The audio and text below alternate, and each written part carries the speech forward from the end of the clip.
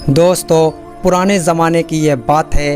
एक बार एक गुरुकुल में एक टीचर बहुत सारे बच्चों को पढ़ा रहे थे। उनमें से एक ऐसा बच्चा था जिसको बार बार समझाने से भी समझ में नहीं आ रहा था। इसलिए गुस्से में टीचर ने उस बच्चे से कहा, अपनी हथेली दिखाओ। बच्चे ने हथेली दिखाई तो टीचर ने हथेली देखकर कहा, तुम्हारे हाथ में विद्या सीखने वाली रेखा ही नहीं है, तुम कभी विद्या नहीं सीख सकते। टीचर ने एक दूसरे बच्चे की हथेली दिखाकर कहा, यह है विद्या की रेखा जो आपके हाथ में नहीं है, इसलिए अब तुम घर चले जाओ, यहाँ रहकर अपना टाइम बर्बाद मत करो। ये सुनकर उस बच्चे को बहुत दुख हुआ और रोने लगा। रोते रोते उस बच्चे ने खुद से यह फैसला लिया कि मैं हर हाल में विद्या सीख कर दिखाऊंगा। इसके लिए चाहे जितना परिश्रम करना पड़े मैं करूंगा।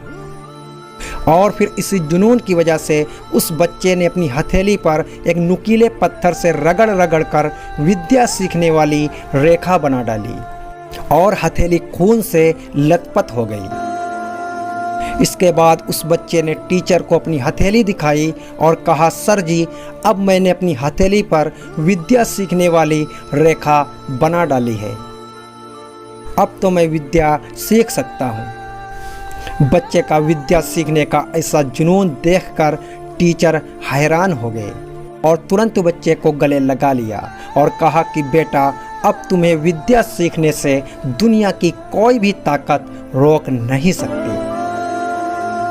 और ऐसा ही हुआ। दृढ़ निश्चय और कठोर परिश्रम की बदौलत आगे चलकर वो बच्चा महर्षि पाणिनि के नाम से प्रसिद्ध हुआ। महर्षि पाणिनि संस्कृत भाषा के सबसे बड़े व्याकरण हुए हैं। दोस्तों, दृढ़ निश्चय और कठोर परिश्रम आपकी रेखा को भी बदल डालते हैं। इसलिए अगर आपको भी लाइफ में सफल होना है तो आज से ही इन दो चीज़ों पर काम करना शुरू कर दो। पहला दृढ़ निश्चय और दूसरा कठोर परिश्रम।